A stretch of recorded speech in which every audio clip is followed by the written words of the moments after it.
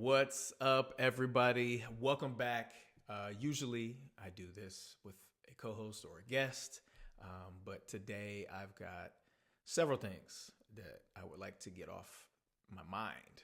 When talking about our boys, it's Thursday night. Obviously, there's Thursday night football, and I'm looking forward to the next game. But there's some things that I would want to talk about as far as how we played thus far this season. I know we're 2-0, and everybody's very excited about where this team could be headed.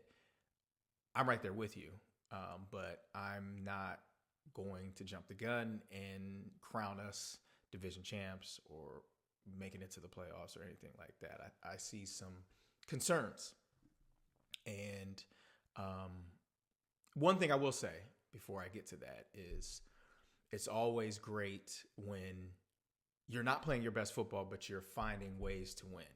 So that's point number one. Point number two, though, on the flip side of that is if you keep playing ball the way that you are, or not playing your best games, then once you play better teams, then you lose. So obviously the guys are watching film, the coaches are making corrections, and they're trying to get the best possible product ready to be able to show up on Sunday in Lambeau, which, having personal experience playing there, I know is not the easiest place to play, but we have gone there and won before.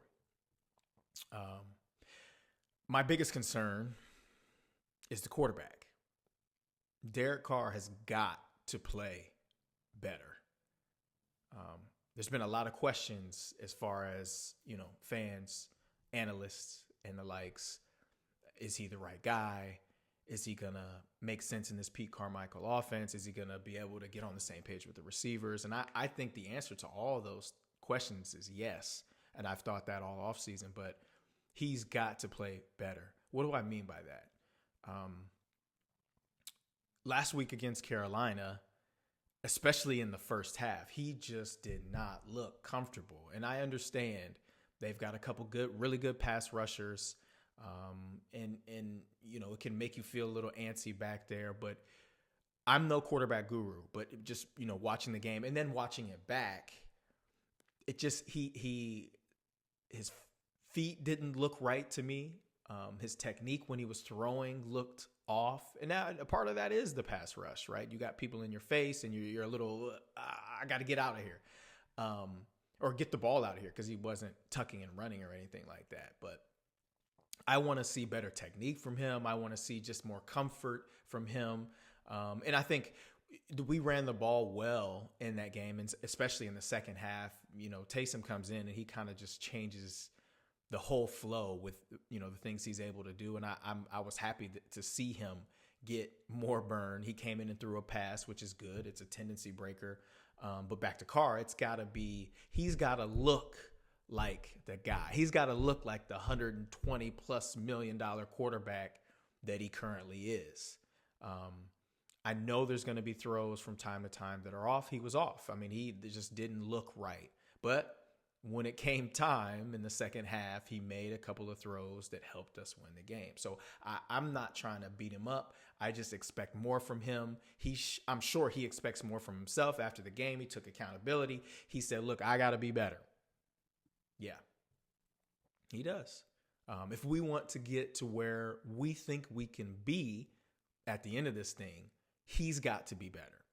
He's got to be the best player on this offense. And we've got some really good players on this offense. But if just having a winning record is the goal, then, maybe he doesn't have to play great. He's got to play good. But I just think if this team to reach its peak or its ceiling, he's got to be really good to great. But he's got the ability. We've seen it. And if you haven't watched him play over the last 9 years, then maybe you haven't seen it. But I just think he's a lot better player than he's shown thus far. And I know he's going to be in the lab. He's going to be studying. He's going to be, in the game plans and talking concepts and plays and players and just trying to maximize the potential of this offense. Now, one disclaimer. This offense is clearly not at full strength. It'd be silly to sit here and act like, Alvin being out is not a big deal. That's a huge deal. He doesn't just help in the run game. He is one of the best receiving running backs in the National Football League. Hundreds of catches to his name, a ton of receiving touchdowns. So what he can do to help a quarterback out, to be an outlet when there's guys down the field that aren't open. Because remember, on the other side of the field, those guys get paid too. So as much as I want our receivers to get open on every play, I understand that it happens that maybe there's not separation from time to time. But Alvin coming back in 2 weeks is going to help open everything up, I believe. That kind of leads me into another point. I want to throw the ball down the field sooner. Like, we're waiting until the third and the fourth quarter to push the ball down the field, and I just don't really like it. I know that, we've got the guys. I mean, they've proven that they can get down the field. Chris Olave, Rashid Shaheed, even some of the tight ends. I mean, Jawan, I understand being a guy that has had success in the past, and then you start a season and it's not the way that you thought it would be. I can understand if he's got some kind of frustration or a high level of frustration. Shoot, I mean, he balled out last year and he's kind of been an afterthought in the offense thus far. And I don't quite understand it. I think there should be, more emphasis on getting the tight ends going. Taysom obviously is a part of that, but when he's in the run game, I'm looking at him as a running back pretty much. So I think spreading the ball around a little bit more. I think quick passing game on early downs and not necessarily waiting until third down to throw the football. And one thing that just drives me crazy is when it's third and short. So 3rd and 3, 4, 5, even 6, and we're running 5 or 6 yard routes. I don't like it. I just don't like it. I think we should push the ball down the field. And I understand there's a play sheet, right? And it's all compartmentalized, right? It's sectioned off. So these are the 3rd and 2 to 3s. These are the 3rd and 4 to 6s. These are the 3rd and 7 and 10s. And you go down that list and you pick one. But I just think it would be easier to throw not necessarily a deep ball, but an intermediate ball on 3rd and short than it is to throw a ball on 3rd and short, right? And as long as you got the pass or the pass blocking, right, the protection, it'll be easier to throw those balls. But I don't get paid the big bucks to call plays, so we'll see what happens. We'll see how things change. This Green Bay defense is good. Like, if we thought that Carolina defense had pass rushers, this is a whole different ball game. They got some guys up there now, and they've got a really, really good secondary. So our work is cut out for us. But I do think if we can run the football, which we should be able to, it's looking like Kendra will be back. I don't want to say it's a sure thing because I don't have any kind of inside information, but I think that, running the football is important. Protection obviously is important, but if we're able to run, the edge of the pass rush is different. They have to think run and pass instead of, well, these guys are just going to drop back and throw it because they can't run it. I think that'll be good for us. On the defensive side of the ball, they've been playing great as a unit, not giving up, but 1 or 2 touchdowns on the season. Taking the ball away, even though there was one that got called back. A fumble recovery got called back in the last game because Adebo was holding away from the play, but he's got to play better. He's got to play better to me. He's got so much talent and potential, but is always getting penalized. And it usually seems like it's a big situation, 3rd and long or, potential red zone situation, and he's holding or illegal contact or pass interference. And that tells me a few things. One, bad technique. So you're beat. So you got to grab and hold, or you have to interfere, or bad eyes, looking in the wrong place at the wrong time. The penalty, one of the penalties, the pass interference in the Carolina game that pushed the ball all the way down the field early in the game. He's in great phase and position on the receiver, and instead of being in phase and turning and looking back to the quarterback like you would with the ball or the sideline to your right, you look to your inside. He's turning to his right into the receiver and trying to look for the ball, which is even harder. And you've got your hands on him. They're going to throw the flag because they aren't looking necessarily, well, where are his eyes at this point? Well, they know your eyes are looking at the receiver, no matter if you're trying to get him up or not. That to me is a bad technique play. If he would have turned the other way, the ball would have sailed out of bounds like it did. They wouldn't have thrown a flag. That's bad technique. How do you address that? You address that in practice, clearly, drill work. You address it in the film room by the coaches breaking it down just like I did. Hey, you're in perfect position. Turn the opposite direction. Make him have to make an extraordinary catch because you are right there with him. Don't get handsy. Don't turn into him and then allow the referees to insert themselves into the game at that point. I'm pretty sure it was a third down play too, and the ball goes down inside the red zone. Like, those hurt. Obviously, on the turnover play, we would have gotten the ball inside their 10-yard line going into score coming out of the half. And then there's the hold on him. Bad technique. Really bad technique. I expect more. I've seen him play better. He's got one of the best corners in the league on the other side. Get with Marshawn.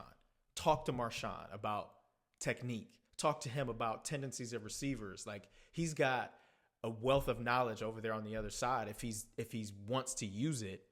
I hope they're watching film together. I hope they're talking technique, but I'm sure they are. They have to be, right? These are pros and they know what's on the line here. Pass rush has been really good. Cam was close to a bunch of sacks in that game, and Bryce Young is so shifty and athletic. He's hard to get down. We had a couple shots to get him. Granderson got him. Those guys are coming on, and I think they'll continue to get better as the season goes on. The interior guys are balling, shutting down the run, and it's great to be able to get pressure with 4 guys as opposed to sending extra guys. And obviously you send 5 or 6, you're taking guys out of coverage. So that's important. DeMario's playing well. Pete Warner's playing well. Marcus May, okay, he's suspended. Next man up. Howden's going to have to jump in there and play. Abram might have to jump in there and play. But I think we've got the versatility in our secondary to be able to kind of rotate or figure out which guy's going to be right to replace him for a couple weeks. But I expect more of the same from our defense, even without a starting safety. I think they're going to continue to play well. And look, as great as they're playing, as an offensive player, I feel like it's on our offense to play better, to not put that pressure on our defense every single week. And now I know it's only been 2 weeks, but we're one of the top defenses in the National Football League because of how we're playing, the statistics and everything. It's hard, or it's unreasonable to expect that every single week in the offense to not play better. I think we've got a potential 28 to 30 point average offense. But we got to see it. The potential is one thing, but actually seeing it on the field is another. We're due for an explosive performance. And maybe AK being out has a lot to do. Well, it definitely has a lot to do with it. And maybe it won't happen until he gets back. But I still think we've got enough guys to be able to have one of those types of games. The other thing that's kind of disappointed me a little bit, and I know it's harder these days because of the rules, is the return game. I think Rashid Shaheed is so explosive and so gifted. We've got to figure out a way to, either get a special team score or a big time field position change off of a big punt return or even a big kick return, right? They score, they kick a field goal, and we steal momentum back by running one back or running one inside their territory. He's too good to, be averaging 20 yards on kickoff return or, not really much at all of anything on punt returns. I think we got to do a better job up front. I think, without watching those specific reps over and over again, I can't give you any information as far as the scheme goes, but I know that the schemes now have to be different than they were when I played based on the rules, right? You got to have 8 guys up. You can only have 3 guys back. So that means there's 2 guys that are close to returners. So if guys are missing up front, there's going to be free runners on kickoff return all over the place. So I understand that's harder, right? Because getting those blocks on the front line, those are long blocks, and they're angled blocks. A lot of times you got to get way back, then you got to turn around, find your guy. They could be crossing, so it's definitely harder than people expect it to be. But I think we've got really, really good special teams players, so we got to find a way to maximize what we're doing in the return game. And punt returns, I mean, I think it's just every now and again, you just need a crease, and kind of open up perfect for you. You make one cut and then you make a kicker miss and then you're out for a touchdown. So I expect to see, a couple of return touchdowns this season because I just think our group is good and I think our returner is really, really good. Looking forward to this Green Bay game. I think it's a good challenge. Jordan Love, another athletic quarterback, young athletic quarterback, doesn't have a ton of experience, but more than Bryce Young did. So I think our defense has got their hands full. They've got a really good running game, a solid offensive line, and some young, fast receivers. I think we still have the advantage in the secondary. Not sure if Christian Watson's going to play, but even if he doesn't, they've got some guys that can go. They really do. And it's definitely going to be a challenge. I think if we, get after him up front, keep him in the pocket. Like it's always going to be with an athletic quarterback. That's always going to be one of the keys. Stop the run, keep the quarterback in the pocket. Make him a thrower. Don't allow him to use his legs to make plays down the field and or to when stuff breaks down, especially on second and third and longs, and let him scramble and get a first down. That would be bad. That would be like those hurt.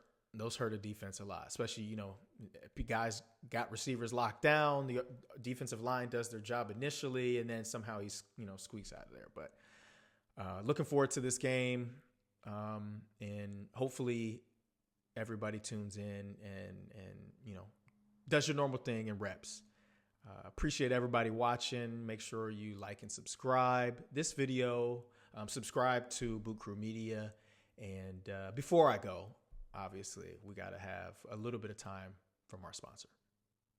Can you believe we've had 7 months without an NFL game? Crazy, right? Well, good thing that's over. NFL's here, and DraftKings Sportsbook, an official sports betting partner of the NFL, is giving you a can't-miss offer. New customers can get $200 in bonus bets instantly when you bet just $5 on any NFL game. DraftKings is hooking everyone up with game day greatness. Download now and use code BOOT to sign up. New customers can take home $200 in bonus bets instantly just for betting $5. That's code BOOT only on DraftKings Sportsbook, an official sports betting partner of the NFL. The crown is yours. All right, everybody. Take care. See you next time.